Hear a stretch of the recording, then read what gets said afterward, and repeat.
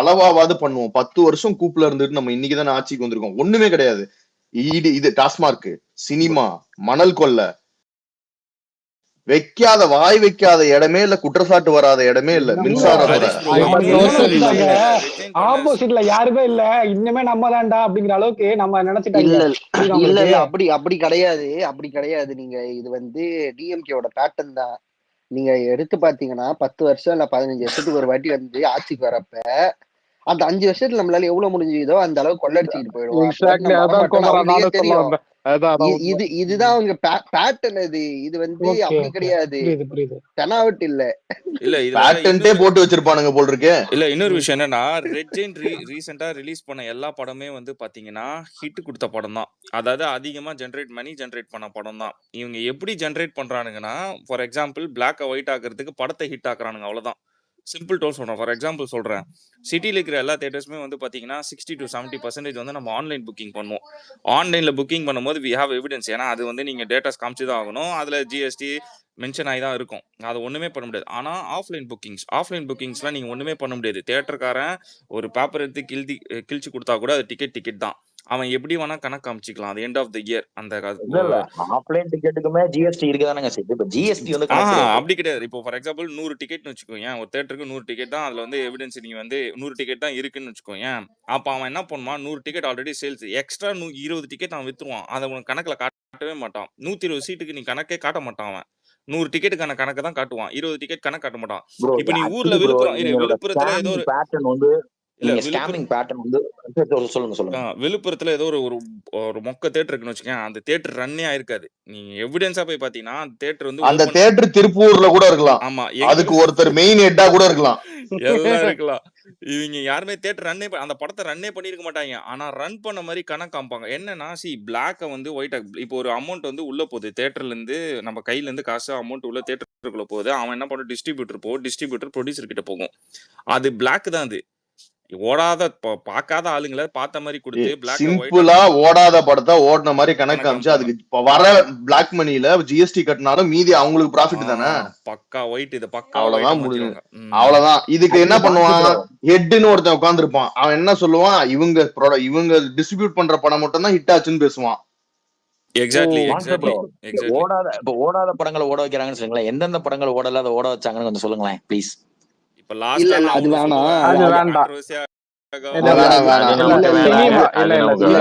ஒரே நிமிஷம்.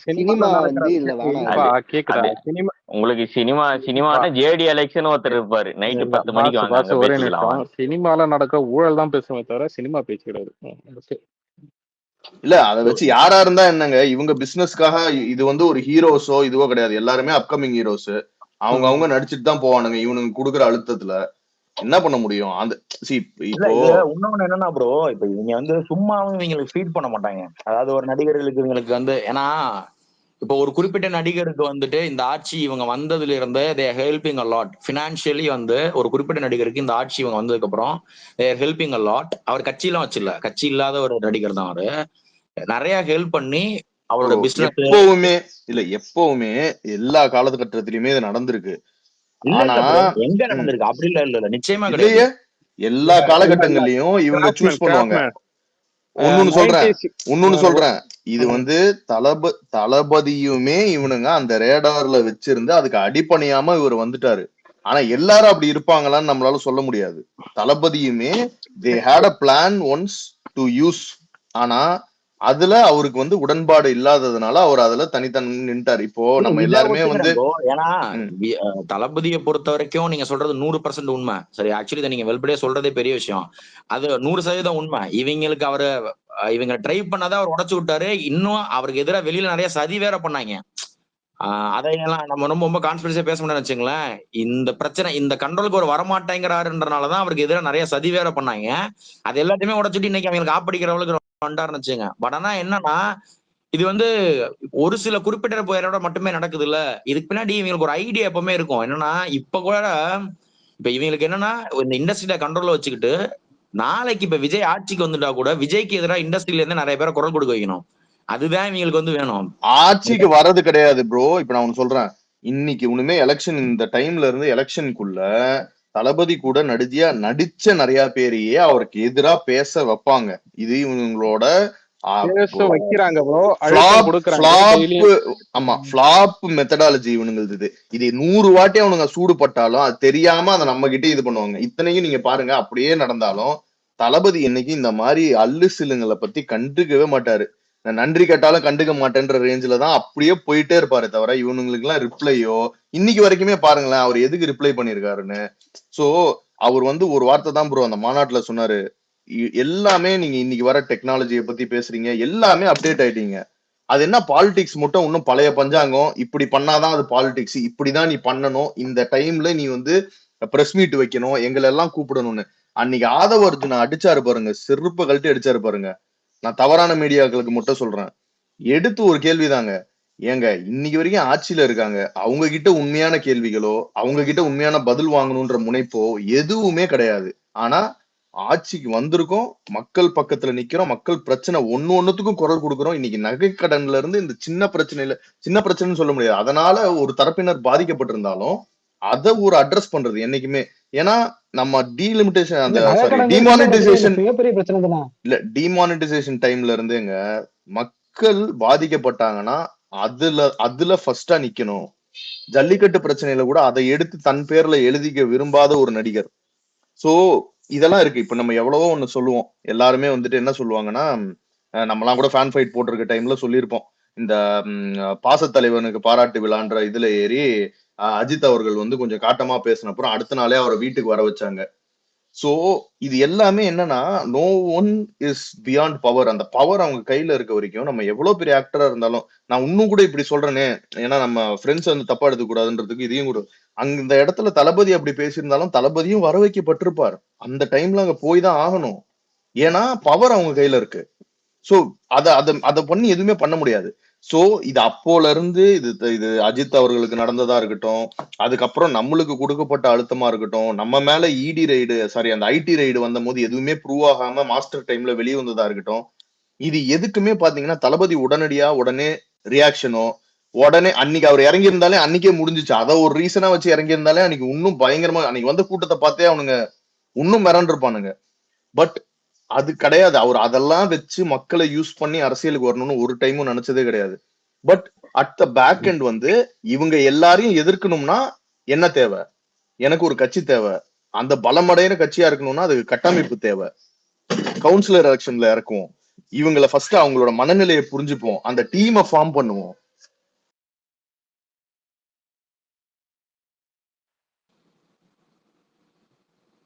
கண்டிப்பா. ஆக்சுவலி சொல்றதுல ரொம்ப முக்கியமான பெர்செப்ஷன் வந்து நினைச்சாங்களேன், நீங்க அவர் இண்டிவிஜுவல் பிரச்சனைக்கு என்னைக்குமே விஜய் வந்து வெளியில பேசினதே கிடையாதுங்க. அவருடைய தனிப்பட்ட எவ்வளவு டார்ச்சர் பண்ணிருப்பாங்க. ஒரே ஒரு இஷ்யூ, அந்த தலைவா பட பிரச்சனை இல்ல, அந்த ப்ரொடியூசர் தற்கொலை பண்ணிக்கிற லெவலுக்கு போயிட்டான், மன விரக்தி ஆகி போயிட்டான். நீங்க யோசிச்சு பாருங்க, அது அவருக்கு எவ்வளவு பிரஷரா இருக்கும். தன்னை வச்சு படம் எடுத்த ஒரு ப்ரொடியூசர், எல்லாம் பிளான் பண்ணி தான் எடுக்கிறோம், சேர்ந்து பேசி இப்படி டைட்டில் வைக்கிறோம், இந்த மாதிரி பைலைன் வைக்கிறோம், எல்லாம் பேசிதான் எடுக்கிறோம். அதுக்கு ஒரு கவர்மெண்ட் பிரச்சனை பண்ணுது, அந்த ஆள் 50 கோடி 100 கோடி சொத்தை இழந்து ஒரே யாராலங்க முடியும்? இவங்கள மாதிரி என்ன ஊர் அடிச்சு கொண்டு வச்ச காசு. அவரு நம்ம நண்பர் ஒருத்தர் எதிர்கட்சிக்காரர் தான், அவர் எழுதியிருப்பாரு தமிழ், அது வந்து வாழ்க்கையில ரியல் லைஃப்ல ஒருத்தர் செய்யக்கூடிய உச்சகட்ட ஹீரோயிசமே அந்த ஒரு வெளியீடு தான் அப்படின்னு சொல்லியிருப்பாரு. நான் அந்த ரைட்டிங் எடுத்து அப்புறம் நான் போடுறேன். அந்த அளவுக்கு வந்து இட் டசன்ட் மேட்டர் எனிதிங். அவருக்கு வந்து அவங்க வந்து இப்போ எவ்வளவு ஃபேன்ஸ் வந்து வெயிட் பண்ணிக்கிட்டு இருப்பாங்க. ஒரு ப்ரொடியூசரோட மணி அவரோட மணி கிடையாது, எல்லாமே லாக்டு. அவரு இண்டிவிஜுவலா நினைச்சாலும் அதுல இருந்து எல்லாம் வெளியில கொண்டு வர முடியாது யாரையும். சோ அந்த மாதிரி இருக்கும் போது அது இறங்கிடும். அதுலயும் வந்துட்டு இவனுங்க சொல்ற மாதிரி எக்ஸ்ட்ராலாம் ஆட் பண்ணி ஒரு இது பண்ணுவாங்க. பட் அது கிடையாது. அன்னைக்கு உண்மையாலுமே பவர் இருந்துருச்சுன்னா you have to abide by that. அன்னைக்கு அவர் ரோட்ல இறங்கி இருந்தாருன்னு வச்சுக்கோங்களேன், வேற மாதிரி. இன்னைக்கு அந்த கட்டமைப்பை, தனக்கான கட்டமைப்பையும் பலத்தையும் உருவாக்கி அதை ஒரு ப்ராப்பர் கட்சியா இறக்கியிருக்காரு. அப்பதான் இவங்க கூட சண்டை செய்ய முடியும். இப்போ சொல்லுவாங்கல்ல, சண்டை செய்யணும்னு சொல்லிட்டு எனக்கு கோவம் வருதுன்னு போய் நான் அடிக்க போனேன்னா எதிராளியோட பலம் என்ன, அதை எதிர்க்கக்கூடிய பலம் என்கிட்ட இருக்கா, இது எல்லாத்தையும் தெரிஞ்சுதான் நம்ம ஒரு சண்டைக்கு போகணும். அதுதான் ஒரு ப்ராப்பர் மைண்ட் செட்ல இருக்கிற ஒரு லீடரோட பிளானா இருக்கும். அதை வந்து ஒரு செமையா பண்ணாரு. இப்ப வந்திருக்காரு, இப்போ இவங்களால என்ன பண்ணாலும் பண்ண முடியல. சரி இவ்வளவு ஏன் நீங்க யோசிங்களேன், இன்னைக்கு வரைக்கும் டிஎம்கேவோட ஒரு பெரிய ஒரு நம்பியார் காலத்து டெக்னிக் என்னன்னா, எவன் வந்தாலும் பிஜேபின்னு விபூதி அடிக்கிறது. ஹிஸ்டரியிலேயே இவ்வளவு வருஷ அரசியல்ல அந்த விபூதியை எவனாவது டிஎம்கே அடிச்சு உட்கார வச்சிருக்கானா? டிஎம்கே அடிச்சிருக்கானா? யாரு கண்டிப்பா. அது யாரு இது முக்கியமான வரைக்கும் விஷயம். நடந்திருக்கா? தளபதி அவ்வளவுதான். இல்லையே இல்லையே. இன்னைக்கு வரைக்கும் எவனால இல்ல எவ்வளவு பேருக்கு அது அடிச்சிருப்பானுங்க அவனுங்க. எவ்வளவு பெரிய விஷயம். அதெல்லாம் அசாத்தியங்க. அதெல்லாம் இவ்வளவுதான் சும்மா எல்லாத்தையும் நினைப்பாங்க. அடிச்சுக்கிட்டு ஒன்றே ஒருத்தர் புழக்க இல்ல வந்துட்டாருல யாரு? அவர்தான். இது வந்து என்னன்னா வந்து அவனுங்க அடிச்சது விபூதி, நாம சொன்னது உண்மை, அவ்வளவுதான். ஆமா ஆமா, நாம உண்மையை அது தானே சொன்னோம். அதுதான்டா, அந்த உண்மையை சொல்ல விடாம விபூதி அடிச்சுக்கிட்டு இருந்தானுங்களே இவ்வளவு நாள். இல்ல நீ திருட நீ இல்ல ஆனா திருட இது நீ ஒரு திருடன்னு பெரிய சொல்லிட்டு எல்லாத்தையும் கையை காமிச்சுக்கிட்டு இருந்தாங்க. இப்ப உண்மையான திருடோட இந்த இருக்காம போடுற திருடன்னு சொல்லிட்டு கண்ணாடியை காமிச்ச உடனே செதறிட்டானுங்க. இல்ல ஆக்சுவலா இது ஒரு பெரிய கட்ஸ் வேணும் ப்ரோ. லைக் நேஷனல்ல ரூலிங் பார்ட்டியும் ஸ்டேட்ல ரூலிங் பார்ட்டியும் அட் அ டைம்ல சேம் டைம்ல அடிக்கிறது வந்து இட்ஸ் நாட் ஈஸி ஒன். அதுவும் பெரிய கட்ஸ் வேணும் ப்ரோ. ஆமா, அதுவும் ஒரு இந்த நார்மலா ஒரு வடிவேல புது கட்சிக்கெல்லாம் வடிவேலு வந்து புது கட்சி வடிவேல ஆரம்பிச்சு வடிவேலு வரவங்களுக்குலாம் அது வந்து நார்மலே கிடையாது. வடிவேலு தூக்கி சொருகிட்டு கேட்பார்ல, நிறைய ஊழையிட்டு ஊருக்குள்ள வர்றதே தப்பு, இதுல ஊழையிட்டு சுகாதாரம் வருதா இந்த மாதிரி. அதெல்லாம் பெரிய விஷயம். ஒரு மைண்ட் அளவுக்கு இல்ல இல்ல டார்ச்சர் ஏன் எவ்வளவு கொடுப்பாங்க ஏன் நம்மளுக்கு. ஏன் அந்த ஸ்டெப்புக்கு வரைக்கும் போக முடியும்? இன்னைக்கு நம்ம சென்டரை எடுத்து ஒரு கேஸே போட்டு இன்டம் ஸ்டே வாங்குற அளவுக்கு நம்மளால ஒரு புஷ்ஷ கொடுக்க முடியும் அப்படின்னா அதுக்கு அந்த கட்டமைப்பு தான் காரணம். So we can go without to a fight without preparation இல்லையா? அந்த மாதிரி தான். ஸோ அதுக்கான கரெக்டான சென்சிபிளா ஒரு ப்ராப்பரான கட்டமைப்பு உண்டாக்கி இன்னைக்கு போயிருக்காரு. சரி, இந்த ஊழல், இந்த புகார்கள், இது நிரூபிக்கப்பட்டது நிரூபிக்கப்படாது, இந்த கேஸ் இதெல்லாம் போறது போக உமன் சேஃப்டிங்கிறதுல எவ்வளவு பெரிய டென்ட் வந்துச்சு அண்ணா யூனிவர்சிட்டி. அதுக்கு அப்புறமாவது ஒரு ஒரு உண்மையா மக்களுக்கு நீ வாய் கூசாம சொல்லிக்கிறீங்க அப்பாவா இருக்கான்னு. ஆனா அந்த நாளைக்கு ஒரு பிரச்சனை இந்த பெண்களுக்கு அப்படின்னா அப்பா வருவாரான்னு தெரியாது, ஆனா ஒரு அண்ணன் வருவாரு கண்டிப்பா. அதுதான் அங்க உண்மையா நிக்கும் நாளைக்கு. ஏன்னா அன்னைக்கு இவ்வளோ ஒரு பிரச்சனை நடக்குது. இதுக்கு அப்புறமாவது ஒரு வேக்கப் காலா எடுத்து பண்ணுவான்னு பார்த்தா இதுக்கு அப்புறம் தான் உண்மையா பல மேட்டர்ல மாட்டுறானுங்க. அண்ணா நகர் சிறுமை வழக்கா இருக்கட்டும், இப்ப நடக்கிற அந்த பெண்ணுக்கு வந்து கூசாம மேடையில பேசுறானுங்க. அரக்கோணம் மேட்டர்ல மேடையில ஏறி விரட்டுறானுங்க. ஹரிஷ் ப்ரோ, நீங்க அரக்கோணம் விஷயம் வந்து பாத்தீங்கன்னா இவனுக்கு ரிலேட்டட் டு பொள்ளாச்சி இஷ்யூ தான். இப்படி என்ன மேட்டர்னா, அந்த பொண்ணு ஓப்பன் ஸ்டேட்மெண்ட் கொடுக்குது.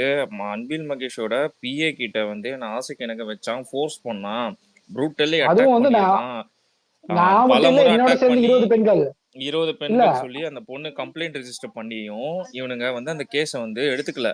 இப்போ அவன் வந்து இப்போ வந்து ப்ரிகாஷனா பெயில் வாங்கி இப்போ அவனை வந்து இன்னும் விசாரிக்கல. இந்த கேஸ் எப்படி தெரியுங்களா? இவன் ஒருத்த மட்டும் ஆள் இல்ல, இதுல நிறைய டிஎம்கே ஆளுங்க உள்ள இருக்கானுங்க. அதனாலதான் இவனை இவ்வளவு செக்யூர் பண்றானுங்க. நீங்க யோசிச்சு பாருங்க, இவ்வளவு பெரிய இஷ்யூ ஆகி அவனை வெறும் அந்த பொறுப்புல இருந்து தான் தூக்கிருக்கானுங்க தவிர கட்சி அடிப்படையில இருந்து தூக்கவே இல்லை அவனை.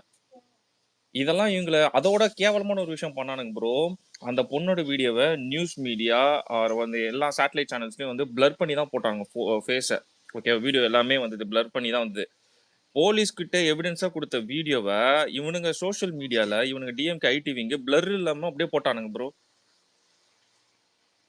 கம்ப்ளைண்ட் கொடுக்கும் அந்த பொண்ணோட எவிடன்ஸே நீ வந்து ஆன்லைன்ல வந்து பண்றது கிட்டத்தட்ட எவ்வளவு பெரிய விஷயம்.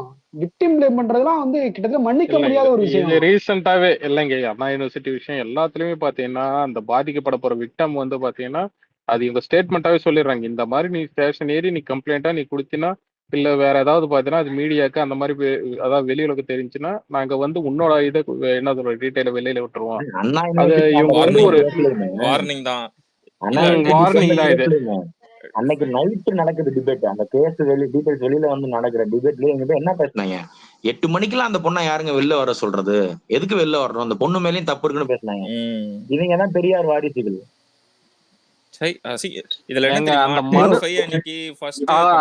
அவரு உயிரோட இருந்தாலே செருப்பாலே எடுப்பாருங்க. இல்ல ஒரு பொண்ணு வந்து ஒரு ஃபேமிலிய டிஎம்கே ஃபிளாக் போட்டுட்டு ஒரு கார் வந்து துரத்திட்டு போச்சு. அந்த கேஸ் தெரியும்ல? ஆமா ஆமா, ஈசிஆர்ல ஒரு ஃபேமிலி அதையும் மாத்தி விட்டானுங்க. அவனுக்கும் என்னாச்சுன்னு தெரியல, அந்த கேஸும் என்னாச்சுன்னு தெரியல லாஸ்ட் வரைக்கும். இதுல என்ன தெரியுமா, இதே மாதிரி தான் பண்ணானுங்க, விக்டிம் பிளேமிங் தான் பண்ணானுங்க. அந்த பொண்ணோட டீடைல்ஸ் எல்லாம் வெளியில விட்டானுங்க. கரெக்ட். நான் என்ன சொல்றேன், இப்போ இவ்வளவு தூரம் ஒரு பொண்ணு வந்து ஓப்பன் மீடியால இவ்வளவு சொல்லுது இல்ல, ஃபர்ஸ்ட் ஒரு பொண்ணு இந்த மாதிரி கேஸ்ல வந்து தம்ரூல என்னன்னா first you have to take action. அதாவது இதுல என்ன உண்மைத்தன்மை இருக்கணும்னு விரைந்து நடவடிக்கை எடுக்கணும். ஆனா இவனுங்க எவ்வளவு நாளா அலைய விட்டு இந்த ஆபீஸ் போ, அந்த ஆபீஸ் போ, அங்க போ, இங்க போன்னு அது யோசிச்சு பாருங்களேன். இப்படி ஒரு பிரச்சனை நடக்குது. இதுவே தமிழ்நாட்டுல ஏதோ பெரியார் காலத்துல நடந்த ஒரு விஷயத்தினால இன்னைக்கு வரைக்கும் இந்த பெண்கள் வந்து வெளியில வந்து இந்த பிரச்சனையா சொல்ல முடியற ஒரு சூழ்நிலை ஏற்பட்டிருக்கு. அப்படி அவங்க இவ்வளவு பிரச்சனையை எடுத்துட்டு வரும்போது எவ்வளோ அவங்க இது பண்ணிட்டு வந்திருக்கணும், சாக்ரிஃபைஸ் பண்ணிட்டு மீடியா முன்னாடி போறோம், என்னென்னலாம் கேள்வி ஸ்ட்ராங்கா கேட்பாங்க, இருக்கணும்னு வந்திருப்பாங்க. எவ்வளவு பிரச்சனை. இந்த பிரச்சனையெல்லாம் தாண்டி வந்து அந்த பொண்ணு ஒரு பிரச்சனைய சொன்னா அதுக்கு மேல இவனுங்க எவ்வளவு பிரஷரை கொடுக்குறானுங்க. எல்லாமே ஒரே ரீசன். இல்ல ப்ரோ, ஒரு அது கட்சியில மட்டும் இல்ல. இதை அதாவது வந்து முடிச்சிடுறாங்க ஒரு கிட்டத்தட்ட நிமிஷம் வந்து தன்னோட குடும்பத்துக்கு ஓகே முடிச்சிடும். அந்த ஒரு கட்சியில இருக்கிற இத்தனைக்கும் ரொம்ப பெரிய பொறுப்புல இல்லாத ஒருத்தனுக்கே இவ்வளோ சேஃப்கார்ட் பண்றாங்கன்னா அப்போ இவனுங்க இந்த மத்த மட்டத்துல எல்லாம் நடக்கக்கூடிய உயர்மட்டத்துல நடக்கக்கூடிய பிரச்சனைகளுக்கு எல்லாம் எவ்வளவு தூரம் போவானுங்க, என்னென்னலாம் இவனுங்க செய்யறதுக்கு வாய்ப்பு இருக்கும். இல்ல இதான் அந்த 100% ப்ரோ. அண்ணா இதுவே நிறைய யூனிவர்சிட்டி இன்க்ளூட் இருக்கு ப்ரோ. ஞானசேகரன் தான். பெரிய பெரிய நேம்லாம் வந்து ஆட் ஆயிருக்கு. அதனாலதான் இவனை இவ்வளோ பேக்கப் பண்றானுங்க. நீங்க இன்னொரு விஷயம் இதுல டீப்பா நோட் பண்ணி பாத்தீங்கன்னா, எப்பயுமே வந்து டிஎம்கே வந்து ஒரு ரோல் பிளே பண்ணுவானுங்க. ஏதாவது ஒரு விக்டம் எவனோ ஒருத்தன் மாட்டிக்கிட்டானா அவனை கட்சியில இருந்து அடிப்படையில இருந்தே தூக்கிட்டானுவானுங்க. ஆனா இவனை தூக்கவே இல்லை பாருங்க ப்ரோ. வெறும் பொறுப்புல இருந்து தான் தூக்கிருக்கானுங்க.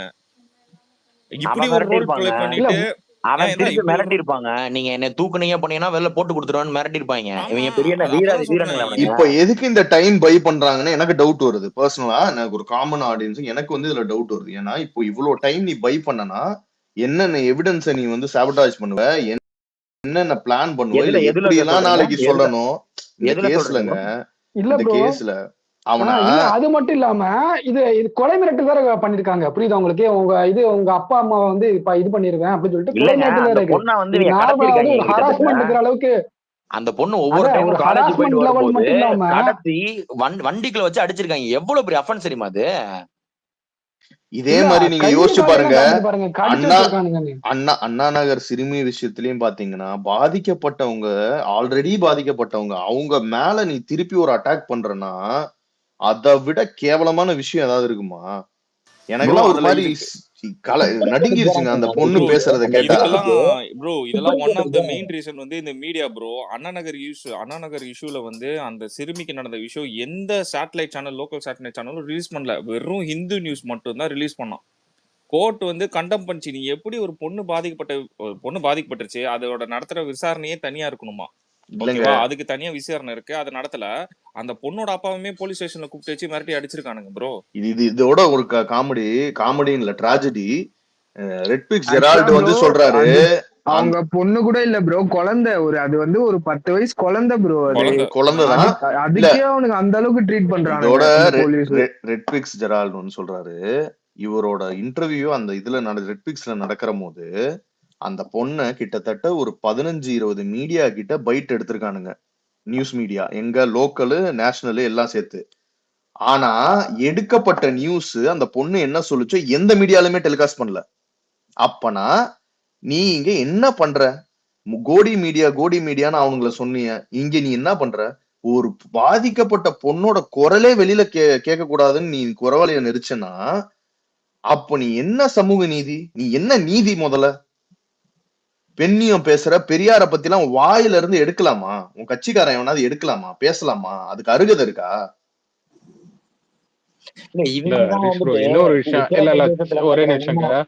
உத்தரப்பிரதேச உண்ணாவில ஒரு நடக்கிற சின்ன அந்த பாலியல் கொடுமை, நீங்க வந்து காஷ்மீர் கதுஜா இது எங்க இதெல்லாம் வந்து பெரிய இங்க இதா வந்து பக்கம் பக்கமா வந்து பேசி அப்படியே வந்து இதை தூண்டுவாங்க.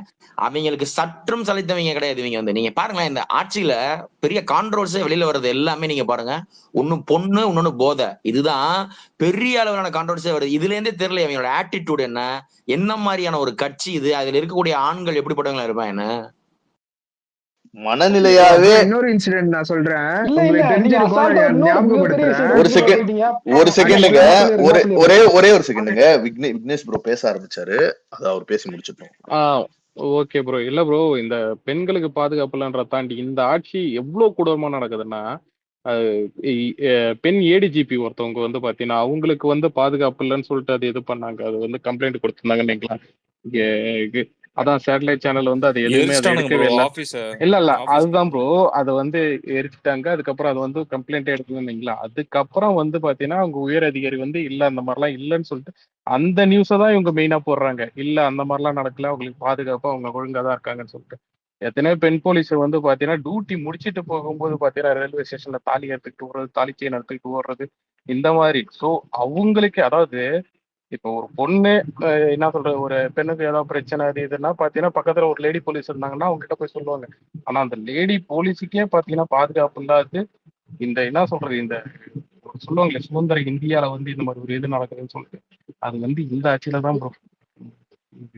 இல்ல கண்டிப்பா. வார்த்தையே இன்னொன்னு கிடையாது. என்னன்னா, இந்த இப்ப ஒரு பேர் சொன்னதுனாக்க இந்த போதைப் பொருளும் இன்னொரு இது இருந்து இந்த மாதிரி ஹராஸ்மெண்ட் தான் அதிகமா இப்ப நடக்குது. கொலைங்கிறது எவ்வளவு அசால்ட்டா போயிருச்சு.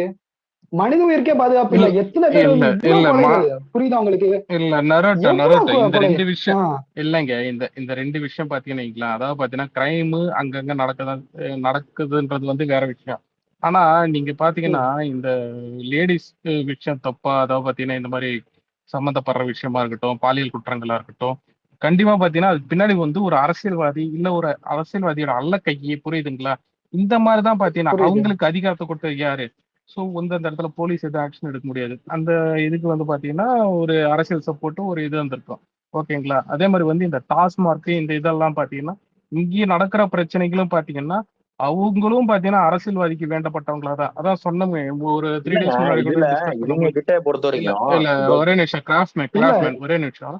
இல்ல நான் சொல்லிடுறேன் என்னன்னு சொல்லிட்டேன். அவர் அதாவது பேசட்ட விடுங்க, கொஞ்சம் இன்டரப்ட் பண்ணாதீங்க. அவர் பேசட்டும்னா பேசணும், கொஞ்சம் விடுங்க, இல்ல இன்டரப்ட் நான் பண்ணாதீங்க. சிம்பிளா பேசுங்க வீட்ல. நான் சிம்பிளா சொல்லிடுறேன் ப்ரோ. என்னன்னா இந்த அண்ணா யூனிவர்சிட்டி விஷயத்திலே பாத்தீங்கன்னா கூட பிரச்சனை பண்ண அந்த ஞானசேகரன் யாருன்னு பாத்தீங்கன்னா அந்த வாசல்ல வந்து பாத்தீங்கன்னா பிரியாணி கடை போட்டு தள்ளுவண்டி கடை ஃபாஸ்ட் ஃபுட் போட்டிருந்தோம். அவ வந்து எந்த விதத்துல வந்து பாத்தீங்கன்னா அரசியல்வாதி, எந்த விதத்துல பாத்தீங்கன்னா அரசியல் வேண்டப்பட்டவன்னா அங்க வர்ற மினிஸ்டருக்கும் பாத்தீங்கன்னா இங்க இருக்க அந்த ஏரியா ஆளுங்களுக்கும் பாத்தீங்கன்னா இந்த மீட்டிங்கு அது இதுன்னு சொல்லிட்டு ஏதாவது நாளைக்கு வந்து ஒரு 10 பேரை கூட்டு வந்து ஆர்ப்பாட்டம் பண்றாங்கன்னா இவன் தான் போய் ஆகணும், புரியுதுங்களா? இந்த மாதிரி ஆட்கள் தான் இவன் தான்னா, இவன் மாதிரி ஆட்கள் இந்த மாதிரி ஆட்கள் வந்து பாத்தீங்கன்னா இவங்க தான் அந்த மீட்டிங் ஏதோ இந்த 6 படத்துல காட்டாங்க பார்த்தீங்கன்னா கல்லெறியதுக்கு ஒரு குரூப், மீட்டிங் நடந்ததுன்னா கை தட்டுற குரூப்னு சொல்லிட்டு. ஸோ இந்த மாதிரி ஆளுங்க பாத்தீங்கன்னா இந்த மாதிரி என்ன சொல்றது ஞானசேகரன் இந்த மாதிரி நிறைய பேர் இருக்காங்க. ஸோ அவங்க பண்ற இந்த அடாவடித்தனம், இந்த பாத்தீங்கன்னா பாலியல் குற்றங்கள், இன்னொன்னு பாத்தீங்கன்னா போயிட்டு பொதுக்குள்ள கைப்பிடிச்சு இருக்குது, இந்த மாதிரி இதெல்லாம் பாத்தீங்கன்னா போலீஸும் கண்டுக்காத அளவுக்கு பாத்தீங்கன்னா அவங்களுக்கு வந்து பொலிட்டிக்கலாவும் இது பண்றாங்க, புரியுதுங்களா? இவங்க நடத்துற அந்த ஒரு கேவலமான அரசியலுக்கு அதுக்கு வந்து சில பொறுக்கிகள் தேவைப்படுறாங்க. அந்த பொறுக்கிகளுக்கு ஏதாவது பிரச்சனை என்ன சொல்றது சிம்பிளா போலீஸ் ஏதாவது வந்துச்சு. சிம்பிளா இது பேக்கப் ரியல் பண்றானுங்க லைஃப் கரெக்டா. இன்சிடென்ட் ஒன்னு சொல்றேன் பாருங்களேன். இப்போ இது நிஜமாவே நடந்துச்சு. ஒரு ஹாஸ்பிட்டலுக்கு முன்னாடி வந்து பார்க்கிங்கே ஸ்பேஸ் லிமிட்டடா இருக்கும்போது நீங்க போலீஸ்காரங்க வந்து நிப்பாங்க ஸ்ட்ரிக்டா. நம்ம திடீர்னு அவசரத்துக்கு வச்சுட்டு போயிடுவோம். நான் சொல்றது ரொம்ப நான் சின்ன வயசுல இருக்கும்போது நடந்தது. ஃபர்ஸ்ட் என்னோட இந்த ஊழல் இதெல்லாம் பத்தி பேசுவாங்கல்ல, அப்ப நடந்த பிரைப் சம்பந்தமா நடந்த ஒரு டைரக்ட் ஃபர்ஸ்ட் எனக்கு எக்ஸ்போஷர். அப்ப என்ன பண்றாங்க, அந்த போலீஸ் வந்து அந்த பைக்கை நாங்க விட்டுட்டு போன போது லாக் பண்ணிட்டாங்க. சரி லாக் பண்ணிட்டாங்க, என்ன ஃபைன்னு கேட்டதுக்கு இப்ப இந்த ரெசிப்ட் எல்லாம் போடுறதுக்கு இது இல்ல, இவ்வளவுன்னு சொல்லிட்டு அந்த காசை போலீஸ் கிட்ட கொடுத்தா போலீஸ் வாங்க மாட்டான். அந்த அந்த பூட்டை போடுறதுக்குன்னு இவன் 2 பசங்களை வச்சிருப்பானுங்க. அந்த பசங்களுக்கு பேக்ரவுண்டு கவர்மெண்ட் இது எதுவுமே இருக்காது. அவன் வந்து அந்த எதிர்கடையில வந்து வேலை பார்த்துட்டு இருப்பான், ஏதாவது அந்த மாதிரி பசங்க அவனுங்களை கூப்பிட்டு அவங்க கிட்ட கொடுத்துட்டு வண்டி எடுத்துக்கோங்கிறான். ஃபுல் காசு எவ்வளவு போகுது என்ன ஆகுதுன்னு எல்லாத்தையும். அதெல்லாம் கூட கிடையாது ப்ரோ. பசங்க வேலை பார்ப்பாங்க, அவங்க கிட்ட நீங்க காசு கொடுத்துடணும். அவங்க கிட்ட எவ்வளவு டோட்டல் போச்சுன்னு இவன் கணக்கு வச்சுக்கிட்டே இருப்பான். எண்ட் ஆஃப் டேல வந்து அவங்க கிட்ட கட்டிங்க போட்டு கட்டிங்கன்னா அவனுக்கு 10 ரூபாய் கொடுத்துட்டு மெயின் காசெல்லாம் அவன் எடுத்துட்டு போயிடுவானுங்க. இததான் இவனுங்க அப்கிரேடா பண்ணிக்கிட்டு இருக்கானுங்க. பசங்க கிடையாது ப்ரோ, 25 வயசு அது ஆளுங்களா கூட இருக்கலாம். ஐயா நான் சொல்றது அது கூட இல்ல, 15 வயசு பசங்க, சின்ன பசங்க, மைனர் கூட இருப்பாங்க. ப்ரோ எப்படி தெரியுமா, இதெல்லாம் இந்த கான்ட்ராக்ட் பேசிஸ்ல நகராட்சியில கான்ட்ராக்ட் பேசிஸ்ல ஒர்க் பண்ணுவானுங்க பாருங்க, அந்த மாதிரி சின்ன சின்ன பசங்களை கூப்பிட்டு வந்து இந்த மாதிரி வேலையை பார்க்க வைப்பானுங்க நைட். இந்த எங்க ஊர்ல நான் பாத்திருக்கேன். அதாவது ஃப்ரெண்ட்ஸ் ஆஃப் போலீஸ்னு ஒரு பசங்க இருப்பானுங்க, அவனுக்கு வந்து பண்ணுவானுங்க. நான் பார்த்தேன் எங்க ஃப்ரெண்ட்ஸ் ஆஃப் போலீஸ்லாம் அதெல்லாம் வேறங்க. அதெல்லாம் அதெல்லாம் லீகலுங்க, புரியுதுங்களா? அதெல்லாம் வேறங்க. அது வந்து பாத்தீங்கன்னா ஒரு பயிற்சின்ற மாதிரி, ஓகேங்களா? ஆக்சுவலா நான் சொல்ல வந்தது என்னன்னா, இவங்க வந்து இந்த மதுக்கும் இந்த நடக்கிற அந்த பாலியல் குற்றங்களுக்கும் பாத்தீங்கன்னா எப்படி அந்த அரசியல்வாதியோ இன்னொன்னு பாத்தீங்கன்னா திமுக காரனும் சம்பந்தப்படுறேன்னா இந்த மாதிரிதான். சோ அதுக்காக தான் பாத்தீங்கன்னா குற்றம் நடக்குதுன்னா அந்த குற்றத்துக்கு எப்படி reaction from the government, how strong and how strict it is, அத பேஸ் பண்ணி தான் அந்த மாதிரி குற்றங்கள் வரது வந்து நம்மளுக்கு தவிர்க்கப்படும். ஆனா அதை விட்டுட்டு இது விக்டம ப்ளேம் பண்றது, அதுக்கு பயப்பட அடுத்து வந்து வைக்கிறாங்க ப்ரோ. பாத்தீங்கன்னா நிறைய பேர் இல்ல இதுக்கு சரி இதுக்கு எல்லாம் பயந்தே ஓகே, கம்ப்ளைண்ட் பட் கொடுக்க வந்து கம்ப்ளைண்ட் கொடுக்கவே பயப்பட வருவாங்க பொண்ணுங்கெல்லாம். இப்போ இவனுங்க ஆட்சியில வந்து எப்பயுமே என்ன ஒண்ணு மாறு தட்டிக்கினானுங்கன்னா, நடுவுல வந்து எல்லாருக்குமே தெரியும் என்னன்னா, என்ன இவ்ளோ கேசஸ் வருது, அதுவும் வந்து போஸ்கோ கேஸ் இவ்ளோ வந்து ஃபைல் ஆகுது, இதுவரை யாருமே பார்த்ததில்ல. டெய்லி ஒரு நியூஸ் எடுத்தா ஒரு ஒரு சின்ன குழந்தைகளுக்கு இவ்வளவு நியூஸ் வருதுன்னு கேட்டா, திமுக ஆட்சியில தான் இவ்வளவு ஃப்ரீடம் இருக்கு, அதனால தான் கம்ப்ளைண்ட் வந்து கொடுக்குறாங்க அப்படின்ட்டு அதெல்லாம் ஒரு பெருமையா பேசினானுங்க. இப்போ குடுக்க வந்த கம்ப்ளைண்ட் குடுக்க வந்த விக்டிமோட டீடைல்ஸ் எல்லாம் ரிலீஸ் பண்ணா, நாளைக்கு நம்ம வீட்டு பொண்ணுங்களே யோசிச்சு பாருங்களேன். நம்மளுக்கு எதுக்கு இப்போ கம்ப்ளைண்ட் குடுக்க போனா நம்மள பத்தி இது மாதிரி தான் வெளில சொல்லுவாங்க. பயம் வராது. இது ஒரு சப்ரஸ் அந்த தானே. பயம் வரணுன்றதுக்காக தாங்க, இல்லைங்க அந்த பயம் வரணுன்றதுக்காக தாங்க இவங்க இது எவ்வளவு வெளியேறுது. கேவலமான ஓப்பனா சொன்னாதான் விஷயம் இது. கேவலமான விஷயம் ப்ரோ. எங்க எங்க அரசியலே அசிங்கமா தாங்க பண்ணிட்டு இருக்காங்க. இதுக்கு மேல அவங்க கிட்ட நம்ம ஏங்க ஒரு ஆபாச பேச்சாளர் அவனை வந்து பாத்தீங்கன்னா ஆபாசமா பேசுறான்னு தூக்கி உள்ளார போடுறாங்க.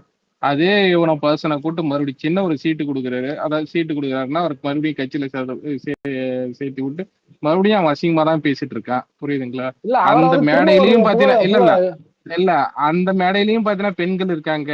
இன்னொன்னு பாத்தீங்கன்னா அந்த மேடைக்கு கீழேயும் பாத்தீங்கன்னா சேர் போட்டு பெண்கள் இருக்காங்க. இன்னொன்னு கனிமொழி எம்பி அவர்கள் வந்து அவங்களே சொல்றாங்க, இந்த மாதிரி வந்து பாத்தீங்கன்னா பொதுவெளியில அப்படி பேசக்கூடாது, இப்படி பேசக்கூடாது. தான் சொந்த கட்சியிலே பேசுறாங்க. அதுக்கான இது வரைக்கும் ஒரு சின்ன கண்டனம் கூட அவங்க தெரிவிச்சது கிடையாது. ஐயா இவரு பொன்முடி அவர்கள் கூட பாத்தீங்கன்னா இந்த மாதிரி ஆபாசமா தான் பேசினாரு. அதுக்கு வந்து ஒரு 3 நாள் கழிச்சு தான் பாத்தீங்கன்னா அதுக்கு ரியாக்டே பண்றாங்கன்னு. அந்த 3 நாளா அந்த அவர் மேல நியூஸ் வந்து வழக்கும் பாத்தீங்கன்னா ஹைட் இருந்துச்சு. பண்ணிட்டு எல்லாம் சேர்த்துதான் ஹைட் கோர்ட்டு கிட்ட போனப்புறம் அதுதான் தான் ப்ரோ, இது பண்றானுங்க. அத அதுதான் ப்ரோ. ஒரு 3 எல்லா நாளா டிபேட்லயும் அந்த பொன்முடி பண்ண அவர் வச்ச அந்த ஆபாச கருத்தை எல்லாருமே ஸ்டாண்டர்டைஸ் பண்றாங்க, நார்மலைஸ் பண்றாங்க எல்லா டிபேட்ஸ்லயும். அதெல்லாம் இந்த காலத்துல, அதெல்லாம் அந்த காலத்துல இருந்தே வந்தது. அந்த காலத்துல இருந்தே எல்லாரும் மேடை நெறியாளர்கள் பேச்செல்லாம் இப்படிதான் பேசுவாங்க அப்படின்னு அதை நார்மலைஸ் பண்ணிட்டு இருக்காங்க உட்காந்து மீடியால உட்காந்து. இவரு டிவிக்கே அந்த விஜய் காலத்து பாலாஜி ஹேண்ட்ரைஸ் பண்ணாரு, அவரு பேசிருங்க. அந்த காலத்துல மேடை பேச்சுல இப்படிதான் பேசுவாங்களா? உங்க அப்ப மேடையில அப்படிதான் அலெக்ஸ் பேசுவாங்க. தொடர் ஓஹோ தொடர் அதே நம்ம பிரதர் மன்ன சொன்னாப்புல இந்த மாதிரி வந்து கட்சியில வந்து பேசிட்டு இருக்காங்க, அவங்க வந்து கொண்டாடுறாங்க. அதே போலதான் இங்க பாத்தீங்கன்னா நம்ம ஏரியாவில் வந்து தருமபுரியில வந்து ஒரு ஒன்றிய செயலாளர் வந்து கம்யூனிட்டி பேஸ் பண்ணி ஒருத்தர் வந்து திட்டினாரு. அதாவது வந்து பொதுவெளியில எல்லாரும் முன்னாடியுமே பேசுறத வந்து அதை ரெக்கார்டே பண்ணிட்டாங்க. அந்த பொதுவெளியில திட்டி அவரை வந்து பாத்தீங்கன்னா 2 நாள் கழிச்சு வந்து தலைமையில இருந்து நீக்கம் பண்ணிட்டாங்க. நீக்கம் பண்ணி ஒரு ஒன்றிய செயலாளர் புதுசாவும் அறிவிச்சிட்டாங்க. அறிவிச்சு அவன் கொஞ்ச நாள் திமுக ஸ்பெண்ட் ஒன்றிய பண்றான். செயலாளருங்களா? ஆமா திமுக ஒன்றிய செயலாளர். திமுக ஒன்றிய செயலாளர் வந்து ஒரு கம்யூனிட்டியை வந்து பாத்தீங்கன்னா நேம சொல்லி ரொம்ப அநாகரிகமான வார்த்தையில நேர்ல பப்ளிக் முன்னாடியே திட்டாரு. அதை வந்து வீடியோ ரெக்கார்ட் பண்ணி மட்டும் அவங்களுக்குள்ளே திமுக அவங்க ஆளுங்களுக்குள்ளே பிரச்சனை போய் இந்த சம்பவம் நடந்துச்சு. அவனை வந்து எடுத்துட்டு புது ஒரு ஒன்றிய செயலாளர் போட்டாங்க. சரி ஓகே, புது ஒன்றிய செயலாளர் போயிட்டு இருக்கான்னு சொல்லிட்டு ஒரு கொஞ்ச நாள் அப்படியே ஸ்பெண்ட் பண்ணி போயிட்டு இருக்கு. அப்படி அவர் கொஞ்ச நாள்ல அதை மறக்கிறாங்க. இவங்க மறந்த பின்னாடி உடனே திரும்ப அவனுக்கு அதே ஒன்றிய செயலாளர் திருப்பணும் மறுபடியும். அதை வந்து கொடுத்தது கூட பெரிய விஷயம் இல்ல. இது வந்து அந்த பேருந்து நிலையம் வந்து பேருந்துல இருந்து 1 கிலோமீட்டருக்கு சுற்றுப்பயணமா போறாங்க இவங்க. அதாவது வந்து கேக்கு கட்டி இனிப்பு கொடுத்து மீண்டும் எங்க அண்ணனுக்கு பதவி வழங்கியதுக்கு கழக செயலாளருக்கும் இவங்களுக்கும் நன்றி அப்படின்னு சொல்லிட்டு கோஷம் போட்டு போறாங்க. இவங்க எல்லாம் வச்சுட்டு நம்ம தோழர் சொன்ன மாதிரிதான் இவ்வளவுதான் பேசினாலுமே இவங்க வந்து திருந்த மாட்டானுங்கன்றதை தாண்டி இவனுங்க வந்து பழகிட்டாங்க. அதான் சொன்னார்ல, அந்த காலத்துல ஸ்டேஜில் நாங்க இப்படிதான் பேசணும் அப்படிதான் பேசணுன்றது அது உண்மையான விஷயம் தோழர். கண்டிப்பா நீங்க அது ஒரு சொல்றதுக்காக தான் போன் ஹேண்ட் ரைஸ் பண்ணேன். தேங்க்யூ. இல்ல அந்த மாதிரி ஒரு பழக்கத்தை ஏற்படுத்திட்டு அரசியல்னா இப்படிதான் நடக்கணும், இப்படிதான் நீங்க நடத்தணுங்கிறத இங்க ஒரு நடைமுறை ஆக்கி வச்சிருக்காங்க. இப்ப நம்ம வந்து தளபதி அடிக்கடி அதை வலியுறுத்துற ஒரு இதுவும் அதான். நீங்க வந்து வி ஆர் நாட் கம்மிங் 10ஓட 11ஆவோ நீங்க பண்ற மலிவான அரசியலை பண்றதுக்காகவோ நாங்க இங்க வரல. இங்க வந்து மக்கள் முதல்ல பிரதானம். மக்கள் பிரச்சனை, மக்களுக்கான பிரச்சனை, மக்கள் சைடு நிக்கணும், எல்லாத்துக்கும் உண்மையா நிக்கணும். இது இந்த மாதிரி போலியா கிடையாது. அதுவும் இல்லாம ஒரு அரசியல் மாற்றத்தையும் இங்க உருவாக்க வேண்டியது இருக்கு. இங்க வந்து எல்லா விஷயமும் அப்டேட் ஆயிட்டு போகுது, எல்லாமே இதா அரசியலும் அப்டேட் ஆகணும். அரசியலும் அப்டேட் ஆகி இன்னைக்கு இருக்கிற ஜெனரேஷனுக்கு என்னங்க ஓவரால் கோலு, நீங்க என்ன பண்றோன்றத கம்யூனிகேட் பண்ணணும் ப்ராப்பரா. அது அவங்களுக்கு கரெக்டான விஷயத்த போய் சேரணும். அதுல உடன்பட்டு அவங்களும் அதுக்கு இணங்கி கரெக்டான விஷயத்துக்கு நிக்கணும். மக்கள் பிரச்சனையை எல்லாம் ரிசால்வ் பண்ணணும். இதுதான் ஓவராலா பேசிஸ் ஆஃப் அரசியல். இதை சுத்தி நீ இப்போ 100 பக்கம் எழுதினாலும் இதுதான் பாட்டம் லைன். அதன்படி நிக்கிறதுக்கு அத கரெக்டான கொள்கை தலைவர்களை வச்சு கரெக்டான கொள்கைப்படி தமிழக மக்களுக்கு எந்த விதத்திலயும் பாதிப்பு ஏற்படாத எந்த ஒரு விஷயத்தையும் ஏற்காம இன்னைக்கு வரைக்கும் நின்னுகிட்டு வராரு. இவர் படத்துல இருந்த போதே நின்னது ஏத்துக்கிட்டு அந்த மாதிரி எந்த ஒரு தவறான இதுக்கும் நின்னது கிடையாது. இப்படி இருக்கிற போது இவனுங்க இன்னைக்கு வரைக்கும் பெயிண்ட் டப்பாலாம் யூஸ் பண்ணி அண்ணன் அப்படி மேல இருந்து அப்படின்னு தூக்கிட்டு போயிட்டாரு இன்னைக்கு. அவ்வளவுதான். இவ்வளவு நாள் இவனுக்கு போட்ட பெயிண்ட் எல்லாம் வேஸ்ட் ஆச்சு. எனக்கு இன்னொரு டவுட், இந்த பிரைவேட்ல எல்லாம் வந்து பாத்திருக்கீங்களா? அதாவது கோயம்புத்தூர் சைட்லாம் வந்து இந்த ஃபினான்ஸ் வந்து பயங்கரமா சீட் பண்ணுவாங்க. என்னன்னா நீங்க வந்து 100 ரூபா கட்டுங்க, உங்களுக்கு மாசம் ஆனா உங்களுக்கு 1000 ரூபா கொடுக்கப்படும் அப்படின்னு ஒரு இது பண்ணுவானுங்க. சில பேர் கோல்ட்ல ஸ்கேம் பண்ணுவானுங்க. மாசம் ஆனா 1000 ரூபா கட்டுங்க, உங்களுக்கு இயர் எண்டுக்கு வந்து பாத்தீங்கன்னா இத்தனை கிராம், ஆமா இத்தனை கிராம் தரேன்னு சொல்லிட்டு இந்த ஸ்கீம் எல்லாம் போட்டு ஏமாத்தி காசை சுருட்டிட்டு போவானுங்க. ஆக்சுவலா உதயநிதி அப்படிதானே பண்ணாரு. ஆக்சுவலா நீங்க 5 சவரன் வரையும் வைங்க கூட்டுறவு வங்கியில, நான் வந்தோடனே உங்களுக்கு திருப்பி கொடுத்துறேன்ட்டு யாருக்காவது அந்த மாதிரி எத்தனை பேர் கொடுத்தாங்க? 30-35% பேருக்கு தான் கொடுத்தாங்களே. இது ஒரு ஸ்கேம் தானே ப்ரோ? ஆக்சுவலா இது ஒரு ஸ்கேம். அவரு கேட்டாருன்னா கண்டிப்பா நான் கொடுக்கல. எங்க ஆட்சியே ஸ்கேம் தான் பண்ணிட்டு இருக்காங்க. பொய்யான வாக்குறுதிகளை கொடுத்துட்டு அவங்களோட எதையாச்சும் சொல்லி இல்ல நீட்ட மட்டும் சொல்றது இல்ல, எல்லாமே சொல்றேன். ஓவராலா எதெல்லாம் வராதுன்னு தெரியுமோ எந்த ஸ்டேட்டுக்கும் விலை கொடுக்காது, இவங்க கொடுக்குறேன்னு சொல்லி இது பண்ணி அதுக்கு ஒரு ப்ரோ எந்த ஒரு விஷயமும் கோர்ட்ல வந்து தெளிவான விளக்கமே கொடுக்க மாட்டாங்க ப்ரோ. அப்புறம் எப்படி ப்ரோ கோர்ட் வந்து தீர்வு கொடுக்கும்? இன்னொரு விஷயம், கோல்ட் லோன் பத்தி பேசலாமா? இப்ப நம்ம கோல்ட் லோன் ஸ்கேம் பத்தி நம்ம இதை தளபதி பேசினது அறிக்கையா, அதை பேசலாமா? பேசுங்க. அது வந்து அழகா இப்போ ரிசர்வ் பேங்க் வந்து பாத்தீங்கன்னா ஜென்ரலா இவங்க வந்து கை வைக்கிறது வந்து பாத்தீங்கன்னா இந்த பிஜேபி கவர்மெண்ட் வந்ததுல இருந்து கை வைக்கிறது வந்து பாத்தீங்கன்னா மிடில் கிளாஸும் லோவர் மிடில் கிளாஸும் தான். அழகா அடிப்பானுங்க, அங்கதான் வந்து டச் பண்ணுவானுங்களே, அங்கிருந்து தான் காசை புடுங்குவாங்களே. இந்த கோல் ஸ்கீமையும் அழகா தளபதி வந்து அழகா வந்து அறிக்கை விட்டது வந்து பாத்தீங்கன்னா வேற லெவலு. ஆக்சுவலா ஏன்னா இது வந்து ரொம்ப பெரிய தப்பு. ஏன்னா ஒரு சாமானிய மக்கள் வந்து எமர்ஜென்சி சுச்சுவேஷனுக்கு கோல்டு தான் பெஸ்ட் சொல்யூஷன். நம்ம போய் வச்சு காசு எடுத்து அதை எமர்ஜென்சிக்கு யூஸ் பண்றதுக்கு அது ஒரு அடிப்படையான விஷயம். நம்ம இந்தியன்ஸ்க்கும் அதுவும் தமிழ்நாட்டில் சதர்ன் ஸ்டேட்ல இருக்க எல்லா பீப்புளுக்குமே வந்து கோல்டு வந்து ஒரு அசட் மாதிரி, ஒரு ஒரு ஒரு இது மாதிரி, அது ஒரு மிகப்பெரிய பொருளாதாரம் மாதிரி. ஏன்னா எனி எமர்ஜென்சி அதை யூஸ் பண்ணிக்கலாம். ஆனா அந்த இதுலயுமே வந்து இப்போ கை வச்சுட்டானுங்க. என்னன்னா வப்புக்கு ரிலேட் பண்ணி தான் நான் பார்ப்பேன். என்னன்னா வப்புல வந்து என்ன சொன்னாங்கன்னா ஓரலா கொடுத்த சொத்தெல்லாம் வந்து செல்லுபடி ஆகாது, டாக்குமெண்ட் இருக்கணும், இல்லைன்னா அது கவர்மெண்ட்டுக்கு சொத்துன்றானுங்க. இப்போ அதே தான் இப்போ இங்கேயும் கொண்டு வந்திருக்காங்க. என்னன்னா இப்போ பாட்டி நம்மளுக்கு முப்பாட்டங்கள்லாம் கொடுத்த நகையெல்லாம் வந்து நம்ம வச்சிருப்போம். அதுக்கு எப்படி நம்மளுக்கு வந்து டாக்குமெண்டேஷன் இருக்கும், அதுக்கு எப்படி பில் இருக்கும், அதுக்கு எப்படி எவிடன்ஸ் இருக்கும்? அந்த மாதிரி நகையெல்லாம் நீ போய் அடமானம் வைக்க முடியாதுன்னா அப்போ பாமர மக்கள்லாம் எப்படி பண்ணுவான்? அதை எப்படி போய் வைப்பான்? அது பேங்க்ல இருந்தெல்லாம் இன்ஃபார்ம் பண்ணிட்டே தான் இருக்காங்க. இப்ப ரீசனா அந்த ஆர்டர் வந்த பின்னாடி உங்க நகை வந்து இவ்வளவு நகை வந்து பில்லோட வேணும், இந்த நகையெல்லாம் சாதா நகை, இந்த நகை வந்து கேடிஎம் நகை, இதெல்லாம் வந்து மீட்டுக்கணும்னு சொல்லிட்டு இப்ப ஆல்ரெடி போயிட்டே இருக்கு தோழருங்க. நம்ம ஏரியால சொல்லிட்டாங்க, மத்த ஏரியால சொன்னாங்கல்ல, ரேட்டையுமே இன்கிரீஸ் குறைச்சிருக்காங்கல்ல. வாங்கக்கூடிய நகையை வந்து 75% கிட்ட வந்து கம்மி பண்ணிருக்காங்கல்ல. இல்ல அது எவ்வளவு பெரிய அநீதி பாருங்களேன். ஏன்னா பாமர மக்கள் அதை நம்பிதான் இருப்பான். ஏன்னா எமர்ஜென்சிக்கு கோல்டு வாங்கி வைக்கிறோம்னா, நம்ம வீட்டுல எதுக்கு கோல்டு வாங்கி வைக்கிறோம்னா எமர்ஜென்சி சுச்சுவேஷனுக்கு யூஸ் பண்றதுக்கு தான். நீ இப்ப அதுலயே டச் பண்ணிட்ட. இப்போ அதுவும் என்ன சொல்ற, இதுல இருக்கிற பெரிய கேவலமான விஷயம் நான் இதைதான் பார்ப்பேன். அதுல வந்து ரசீதெல்லாம் இல்லைன்னா அது வந்து செல்லுபடி ஆகாது, அந்த நகையெல்லாம் நீ வைக்க முடியாதுன்ற. அப்ப அவங்க எல்லாம் என்ன பண்ணுவாங்க? செகண்ட் இப்போ நகையை கொண்டு போய் வைக்கிறாங்க, அவங்களுக்கு ஆல்ரெடி அந்த பேர்ல வந்து அவங்க ஆல்ரெடி ஒரு நகை வச்சு ஆல்ரெடி அது வட்டி கட்டிட்டு இருக்காங்கன்னா அது பண்ண முடியாதான். அவங்க முழுசா அந்த ஆளுக்கு முன்னாடி பே பண்ணி அது முன்னாடி வந்து வட்டி கட்டிட்டு இருக்க நகையை முழுசா மீட்டதுக்கு அப்புறம் தான் 2வது டைம் நகையை வைக்க முடியும்ன்றான். இது ரொம்ப கேவலம். இதோட பெருசு என்னன்னா, இப்போ ஒரு சவரனுக்கு வந்து பாத்தீங்கன்னா 85,000 ரூபாய் அந்த மார்க்கெட் ரேட். 85,000 ரூபாய்க்கு போய் நீ நகை அந்த ஒரு சவரன் வச்சீங்கன்னா கவர்மெண்ட் வந்து என்ன பண்ணிட்டான், ஆல்ரெடி 50% தான் கொடுப்பான். 85,000 ரூபாய்னா 40,000 ரூபாய் தான் கொடுப்பானுங்க. இப்போ நீ அதுல 75,000 ரூபாய்க்கு 75% குறைச்சிட்டனா, அப்போ 80,000 ரூபாய் ஒரு சவரன்னா இவங்க பேங்க்ல எவ்வளவு தருவாங்கன்னா 25,000 to 30,000 தான் தருவானுங்க. எவ்வளவு கம்மியா தரானுங்க. இப்போ இப்படி நீ வந்து இருக்கிற எல்லா லோவர் மிடில் கிளாஸும் மிடில் கிளாஸையும் நீ டச் பண்ணினா அவங்க எப்படி வந்து வாழ்வாங்க ஈஸியா? இருக்கிற எல்லா சோர்ஸையும் நீ அடிக்கிற. பேங்க்லாம் வந்து பிஜேபி வந்ததுக்கு அப்புறம் தான் நீங்க வந்து லோ மெயின்டெனன்ஸ் பண்ணா சார்ஜஸ்லாம் பிஜேபி வந்து தான் பண்ணுது. பேங்க்ல வந்து இத்தனை லிமிட் இருக்கு, இத்தனை வாட்டிக்கு மேல ஸ்வைப் பண்ணி 6th டைம்ல 5th டைம் மேல ஸ்வைப் பண்ணீங்கன்னா அதுக்கு சார்ஜஸ் போடுறது இந்த கவர்மெண்ட் வந்து தான் பண்ணுது எல்லாம். ஏன் நீங்க வந்து அக்கௌண்ட்ல 5 டிரான்சாக்ஷன் டைமுக்கு மேல போட்டாவே காசு பிடிக்கிறாங்க தல. காசு அக்கௌண்ட்ல பிடிக்கிறாங்க. வந்து இல்ல நம்ம இதை அக்கௌண்ட்ல 5 எதிர்த்துலாம் டைம் ஒரு வேணாக்கா கேள்வி காசு கேட்க பிடிச்சிக்கிறாங்க. மாட்டேங்குது. சரி டிரான்ஸ் சென்ட்ரல் தான் இதெல்லாம் பண்ணுதுன்னு வச்சுக்கோங்க. சரி இதை எதிர்த்து ஏன் நீங்க இது மாநில ஆட்சி இருந்துகிட்டு எதுக்கு ஏன் இதை எடுத்து ஏன் ஒரு கேள்வி கூட கேட்கல? அவங்கள சாமானிய இப்ப மக்களே ரீசனா கிடையாதுப்பா. பாருங்க, அவங்களுக்குலாம் அதை பத்தி கவலை ரீசனா கிடையாது. சாமானிய மக்களை பத்தி கவலையே கிடையாது. இதெல்லாமே சாமானிய மக்களான நம்ம பாதிக்கப்படுற விஷயங்கள். இதெல்லாம் கவர்மெண்ட் பேசவே பேசாது.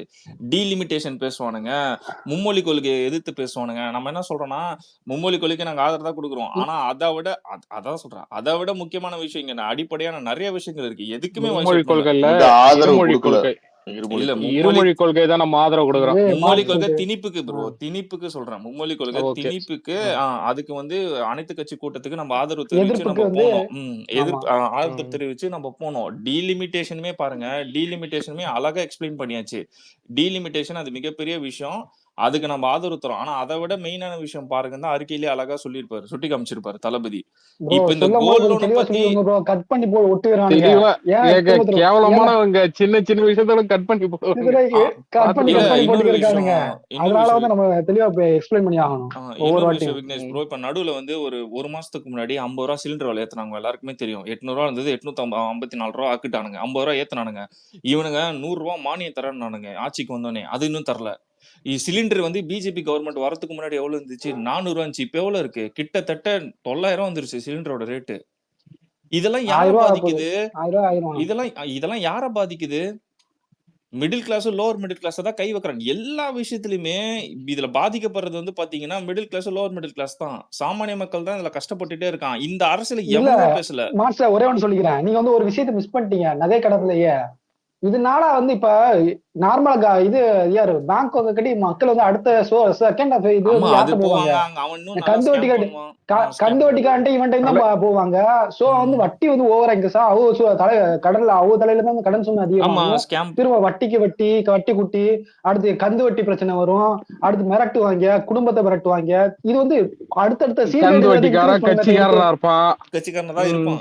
அதான் அடுத்தடுத்த அவனால தானே வட்டி கொடுக்க முடியும். சமூக சீர்கேடுகளை தான் இன்க்ரீஸ் பண்ணிக்கிட்டே இருக்குமே தவிர வந்து மக்களோட சுமை வந்து குறைக்காது.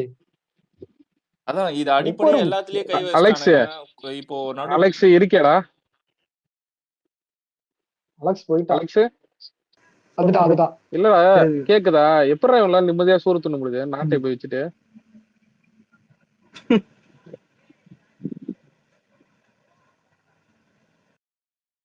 சொல்லு மாஸ்டர் சொல்லு. அதான் இந்த மாதிரி அடிப்படையான விஷயத்த எந்த அரசியல்வாதியும் முன்னெடுத்தும் இல்ல அதை வந்து சுட்டி காமிச்சும் பேசுறவானுங்க யாருமே இல்ல. அதுதான் ஆச்சரியமா இருக்கு. இவங்க தினந்தோறும் நம்மளுக்காக வந்து அரசியல் பண்றேன்னு சொல்ற யாருமே இத பத்தி எல்லாம் எதுவுமே பேசல. இன்னைக்கு நம்பால் பேசினா இவனுங்க நம்மள 1000 குறை சொல்றானுங்க. ஆக்சுவலா சொல்ல போனா இந்த சாமானிய அரசியல் தான் நம்ம பேசணும். தினந்தோறும் மக்கள் படுற அவதியை தான் பேசணுமே அரசியலா. ஆனா இதுவரை எந்த ஒரு கட்சிக்காரனும் பேசாத விஷயத்த நம்ம தளபதி கோல்ட் லோனை பத்தி பேசினது வந்து அது ஒரு மிகப்பெரிய விஷயம். நான் அதை வந்து உண்மையா பாக்குறேன். என்னன்னா மக்கள்லாம் அதை நம்பி நிறைய பேர் இருக்கான். அசட் அதுதான் ஒரு அசட்டா நம்பிட்டு இருக்கான் உலகத்துல. நாளைக்கு எமர்ஜென்சின்னு நான் போய் வச்சு எடுப்பேன்றத அந்த அசட்டையே இவன் வந்து ஒரு கொஸ்டின் மார்க் போட்டானா நாளைக்கு மக்கள்லாம் என்ன பண்ணுவாங்க? எல்லாத்துலயுமே நம்மள பாதிக்கிற மாதிரியே தான் ஒரு விஷயத்த வந்து பிளானை வந்து இம்ப்ளிமெண்ட் பண்ணிட்டு அதான் இல்ல தலைமுறையா சொத்து அடிச்சு வச்சிருவேன். ஜனங்க கிட்ட இருக்க சின்ன சின்ன காசு கூட ஏன் புடுங்கணும்? அதான் எனக்கு புரியவே இல்லைங்க. இல்ல சின்ன சின்ன காசு தான் பண்றானுங்க. வந்து பெரிய ஊழல் அது ஓகேங்க. இல்லைங்க மலை முழுங்கி மலையை உடைச்சு தின்னானுங்க. ஓகேங்களா? ஏதோ இது பண்ணானுங்க. எல்லா கான்ட்ராக்ட்லயும் கையெழுத்து போட்டானுங்க. பாலம் அதாவது கான்கிரீட் பாலம் மிதந்துட்டு போற அளவுக்கு இவனுக்கு வந்து ஒரு நிறைய டெக்னாலஜி எல்லாம் கொண்டு வந்திருக்காங்க. நீங்களா மழை பெஞ்சா போட்டு விடலாம். எவ்வளவு தூரம் எல்லாமே காசுதான். நீங்களா 4000 கோடி எங்க போச்சுன்னு தெரியாது. டாஸ்மாக் ஊழல் இதா இருக்கும். அது இல்லாத பாத்தீங்கன்னா உணவு பாதுகாப்பு அந்த இதுல வந்து பாத்தீங்கன்னா நெல் கொள்முதல்ல அந்த டிரான்ஸ்போர்ட் பண்றதுல அதுல தனி அடிப்பாங்க. ஸ்டேட்டு சென்ட்ரல் எல்லாம் இவ்வளவு தூரம் அடிச்சும் ஜனங்க கையில இருக்க அந்த எமர்ஜென்சி கூட யூஸ் பண்ற அந்த சின்ன சின்ன காசு கூட புடுங்குறானுங்கன்னா மனசாட்சி இருக்கு. எனக்கு எப்படி சொல்றேன்னு தெரியலங்க. ப்ரோ அது அது ரொம்ப வந்து அவங்க வந்து கொடுமைனா அது என்ன ப்ரோ விக்னேஷ் ப்ரோ? இப்ப முக்கியம். என்னன்னா, இப்ப உங்க பாட்டி கிட்ட இருந்து வந்த நகைய நீங்க என்னதான் ப்ரோ பண்ணுவீங்க? லாஸ்ட்டா என்ன பண்ணுவீங்க? ஏங்க அப்படியே 2 வருஷத்துல இல்லைங்க. மிடில் கிளாஸ் ஐயோ ஃபேமிலி வந்து அவர் என்னமோ கடையில ஒரே கொண்டு நிமிஷம். போய் வச்ச மாதிரி அவர் பாட்டி என்ன பண்ணுவான்னு கேட்டுக்கிறார். இல்ல ப்ரோ இல்ல ப்ரோ என் பாட்டி நான் இருக்கு ப்ரோ. பேராண்டி இது பேத்திக்கு, அதாவது கல்யாணம் பண்ணி போற பொண்ணுக்கு போடணும்னு சொல்லிட்டு பாக்ஸ்ல கொடுத்துருக்காங்க. தனியா வச்சிருக்கேன், அது வேற. ஆனா இதுக்கு ப்ரோ அது என்னது, இப்ப வாங்கின ரெசிப்டே ஒரு 2 வருஷத்துல தொலைச்சிடுறாங்கன்னு வைங்களேன். ம். இது ரெசிப்ட் இதுல போயிட்டு கேட்டா இது அது எப்படி என்ன ஏதுன்னு சொல்லிட்டு இல்ல இது வந்து சொல்லுவானுங்க, நீங்க வந்து நகை கடையில கொடுத்து அதோட இத தரத்தை செக் பண்ணி நீங்க வந்து நகையாவோ கோல்டு காயினா வாங்கலான்னு. பட் திரும்பவும் அதுக்கு வந்து செய்கூலி சேதாரம் போகும். அது எவ்வளவு விஷயம் இருக்குது, புரியுதா உங்களுக்கு? நீங்க வந்து அதை வந்து மாத்தலாம் அவங்க சொல்ற ரூல்ஸ் படி. பட் திரும்ப எங்களுக்கு தானே லாஸ் டோட்டலு. நீ வந்து அதுல வந்து பழைய காலத்து நகையில வந்து அந்த இது இல்ல நீங்க நீ ஹால்மார்க் நீ கொடுத்துருக்க மாட்டாங்க. அப்ப வந்து நீங்க வந்து இந்த வருஷம் வைக்கும் போது கோல்டு காயினாவே வச்சிருங்க. எதுக்கு நகையா செஞ்சதானே வந்து செய்கூலி இல்ல அந்த சேதாரம் மாதிரியே ஆகுது. சொல்லணுமே. அப்ப வந்து இல்ல திரும்ப திரும்ப எப்படின்னா அது வந்து நம்மளுக்கு தானே இது ஆகுது, பேக் ஃபயர் ஆகுது. நம்மள தானே ஒரு அத்தியாவசிய சாதாரண மக்களை தானே வந்து கஷ்டப்படுத்துது. ரெண்டாவது மிகப்பெரிய இன்னொன்னு பெரிய இது நடந்துச்சு தெரியுமா? அந்த ஃபர்ஸ்ட் ஒரு ஒரு ஒரு மாசம் 2 மாசத்துக்கு முன்னாடிலாம் வந்து ஒரு எல்லாருமே வந்து இந்த கொத்தடிமை எல்லாருமே வந்து ஒரு மிகப்பெரிய விஷயம் வந்து போற்றி புகழ்ந்தாங்க. எங்க முக ஸ்டாலின் போய் வந்து எல்லா இடத்துலயும் பேசி HCL நிறுவனம், ஃபாக்ஸ்கான் நிறுவனத்திலாம் வந்து கூட்டிட்டு வந்திருக்காங்க. இதனால தமிழ்நாடு வந்து அடுத்த ஒரு கட்டத்தை வந்து நகரப்போகுது. இத்தனையோ பேருக்கு வந்து வேலை வாய்ப்பு போகுது. 3700 கோடி சம்பந்தமா வந்து இது நம்மளுக்கு வந்து தொழில் ஒரு வந்து இது கிடைக்க போகுது. அப்படி இப்படி சொன்னாங்க. இப்ப ரெண்டுமே வந்து உத்தரப்பிரதேசத்துக்கு அதுக்கும் போயிருச்சு, குஜராத்துக்கும். இல்ல அதை பத்தி ஃபாக்ஸ்கான் ஏதாவது ஆக்சுவலா பேசுகிறாருன்னா போக மாட்டேன். இல்ல ஃபாக்ஸ்கான் ஆக்சுவலா வருது தமிழ்நாடுக்கு. ஆனா இந்த வருஷம்லாம் வரல, வரப்போகுது. அது வந்து என்ன, ஃபாக்ஸ்கான் என்னன்னா ஆப்பிள் ப்ராடக்ட். ஆப்பிள் வந்து சென்னையிலே வந்து இப்போ வந்து ப்ராடக்ட் வந்து இல்ல ரெண்டுமே தயாரிக்கிறாங்க. வந்து இதுக்கு போயிருச்சாம்ல. இன்னைக்குதான் இல்ல நியூஸ் இல்ல பாக்குறேன். ஃபாக்ஸ்கான் வந்து புதிய தமிழ்நாட்டுக்கு தான் தலைமுறை வரப்போகுது. என்னமோ போட்டிருந்தாங்க. புதிய அப்படியா? இல்ல தலைமுறை ஆனா என்னமோ போட்டிருந்தாங்க. ஃபாக்ஸ்கான் வந்து தமிழ்நாட்டுக்கு வர மாதிரி தான் பேசினானுங்க. நான் பார்த்தேன் அது ஒரு ஆனா இது. ஆனா நரோட்டோ ரெண்டுமே இப்பெல்லாம் ரொம்ப பயமா இருக்குங்க. இல்லங்க மெயின் சேனல் கூட நம்புறது இல்லைங்க. அவங்களே 1000 இல்ல அவதூறாங்க இல்ல போடுறாங்க.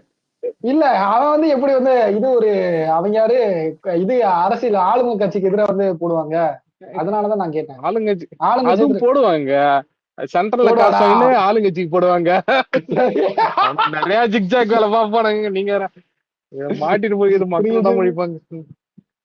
இல்ல 3700 கோடி அப்படி பேசினவங்க இப்ப பேசவே காணுங்க.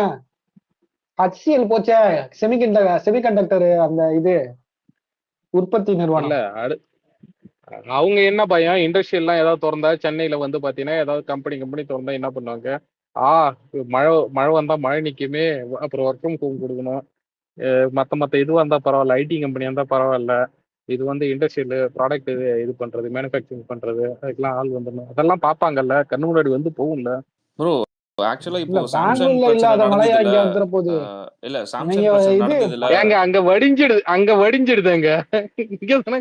இல்ல விக்னேஷ் ப்ரோ அவங்க இன்னொன்னு பார்ப்பாங்க. சாம்சங் பிரச்சனை இப்ப நடந்ததுல இந்த மாதிரி கம்பெனிஸ் ஆமா. பெரிய பெரிய இண்டஸ்ட்ரியல் கம்பெனிஸ் எல்லாம் வந்து என்ன பண்ணுவானுங்கன்னா, இந்த மாதிரி இந்தியாலயே ஃபார் எக்ஸாம்பிள் தமிழ்நாட்டுல வராங்கன்னா அவங்களுக்கு வந்து இந்த உள்ள யூனியன்ஸ் வச்சா பிடிக்காது அவங்களுக்கு.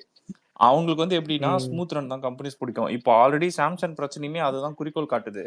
என்னன்னா உள்ள யூனியன் வைக்க சொல்லி நம்ம ஆளுங்கெல்லாம் வந்து பிரச்சனை பண்ணாங்க. ஆனா கவர்மெண்ட் வந்து ஈஸியா சுகமுகமா பேசி முடிச்சிருக்கலாம். ஆனா இழுத்து அடிச்சானுங்க அவனுங்களை போட்டு. அவங்கள நைட்டோட நைட்டா அரெஸ்ட் பண்ணாங்க. நிறைய விஷயம் இந்த மாதிரிலாம் நடந்தது. சாம்சங் நடந்தது தான். நாளைக்கு இன்னொரு பிரைவேட் கம்பெனி பயப்படுவான்ல வரதுக்கு.